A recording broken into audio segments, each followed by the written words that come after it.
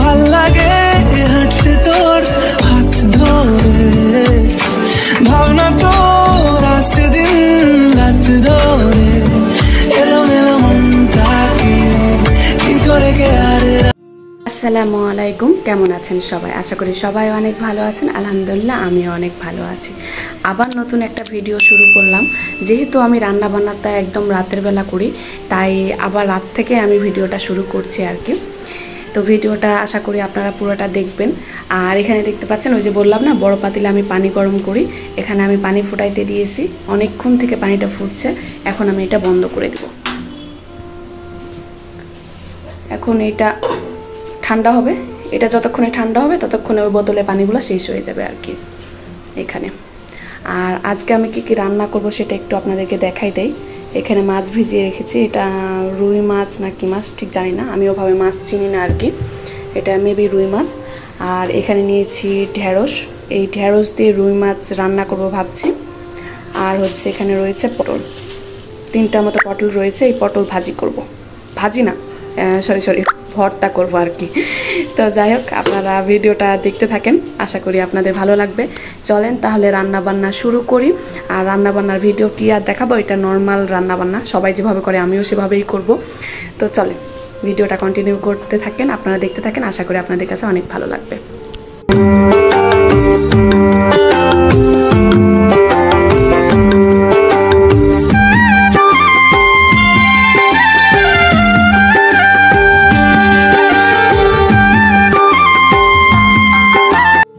চলেন আপনাদেরকে একটু দেখাই আমি কি রান্না বান্না করলাম।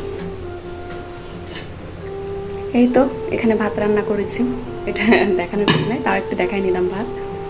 আর এখানে হচ্ছে তরকারি রান্না করেছি, আগেই তো বলেছি কি রান্না করব। এটা হচ্ছে গরম গরম ধোয়া ওঠা ঢেঁড়স আলু দিয়ে রুই মাছের ঝোল। আর আরও একটা জিনিস বানাইতে চাইলাম, যে পটল ভর্তা করব, কিন্তু 3টা পটল ছিল, 3টার মধ্যে দেখি একটা পচে গেছে। 2টা পটল দিয়ে কট্টুকুনি আর ভর্তা হবে, তাই আর করিনি। তো যাই হোক, আজকে একটাই তরকারি রান্না করলাম। এই তো চলেন পরে কথা হচ্ছে।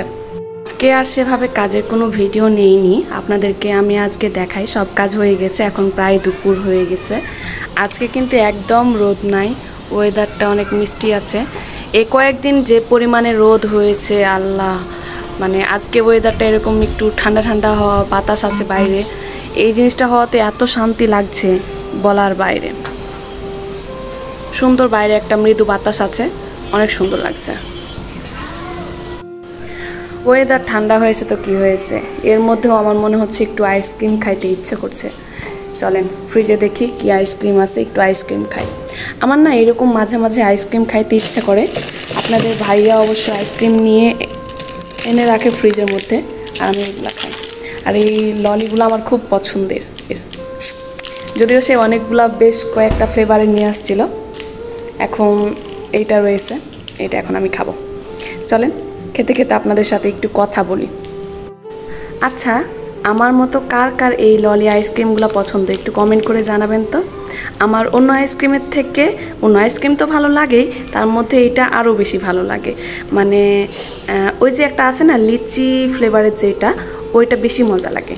ছোটোবেলায় একটা কথা মনে পড়ে গেল, ছোটোবেলায় আমাদের এলাকাতে নয়ন আইসক্রিম যেটা, সেইটা সেল করতে যাইতো।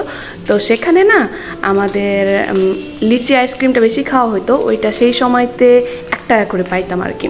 তো সেটা অনেক বেশি খাওয়া হতো, আর তখন ফ্লেভারটা অনেক সুন্দর ছিল, মজা ছিল। যদিও এখন 1 টাকাতে কোনো কিছুই পাওয়া যায় না, সেই সময় পাওয়া যাইতো। তো সেই সময়ের ফ্লেভারটা আমি এখনও এই ললির মধ্যে পাই, ওই জন্য আমার কাছে ওইটা ভালো লাগে আর কি।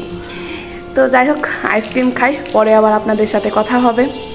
বাইরে দেখতেই পাচ্ছেন একদম সন্ধ্যা হয়ে গেছে, এখন এই সময় একটু চা খাইতে ইচ্ছে করছে। চলেন যাই একটু চা বানিয়ে নিয়ে আসি। চলেন তাহলে একটু চা বানাই নেই, চা বানিয়ে নিতে হবে একটু। সন্ধ্যা হলেই কেন যেন আমার চা খাইতে ইচ্ছে করে। আমার মতো কে কে এমন আছেন বলেন তো, যে সন্ধ্যা হলে একটু চা খাইতে ইচ্ছে করে। এটা হচ্ছে আমার চা খাওয়ার মগ বা কাপ, যেটাই বলেন না কেন। আরও হ্যাঁ, এই মগটা কেমন বলেন তো, এটা হচ্ছে আমাকে নাজিয়া গিফট করেছে, এটা গিফটের, অনেক সুন্দর, আমার অনেক পছন্দ। আমি এটাতে করেই চা খাই, সবসময় চা খাই এটাতে করে। তো এটাতে করেই আমি মেপে পানি দেব।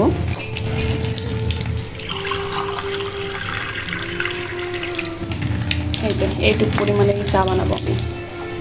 একার জন্য তো পরিমাপ করে চা বানানো লাগে আর কি।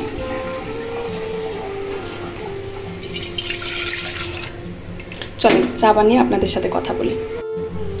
চা বানাতে এসে দেখি প্রায় চিনি আমার শেষের দিকে। তো চিনি শেষ না, এখনো আছে চিনি ওটার মধ্যে। এই তো চলো চিনিগুলো ঢেলে নেই কোটাতে। চিনি এর আগে নিয়ে আসছিল, কোটাতে ছিল দেখে আমার চিনিগুলো ঢালা হয়নি ওটার মধ্যে। এখন শেষ হয়ে গেছে, এখন ঢেলে নিই।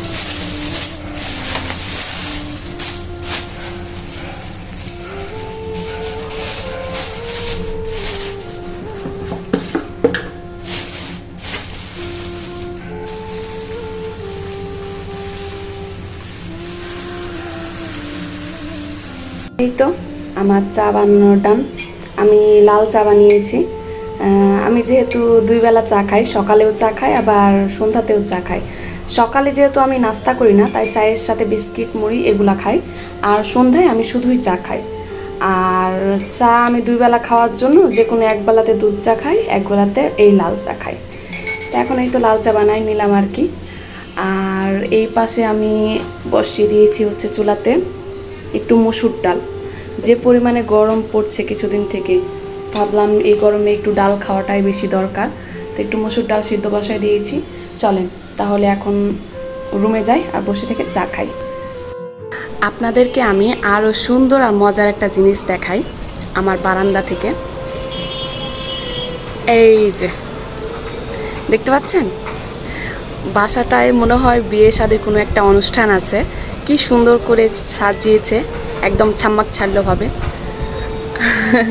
আমার এই জিনিসটা দেখতে অনেক বেশি ভালো লাগছিল। হঠাৎ করে সন্ধ্যার পর থেকে দেখছি যে ওই বাড়িতে বেশ লাইটিং করা আছে, অনেকটা সুন্দর করে। পুরো বাড়িটার চারিদিক ঘিরেই কিন্তু লাইটিং করা আছে। আর পুরা এই অন্ধকারের মধ্যে ওই একটাই বাড়িতে হচ্ছে লাইটিং, এভাবে মিউজিক বাতি জ্বলছে। কেমন লাগছে দেখতে? অনেক সুন্দর না?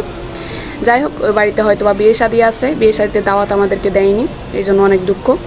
এত দুঃখ প্রকাশ করেও লাভ নাই, কারণ আমরা চিনি না কার বিয়ে। তো যাই হোক, আমি আজকে এখানেই মিউজিক বাতি দেখতে দেখতে ভিডিওটা শেষ করে দিচ্ছি।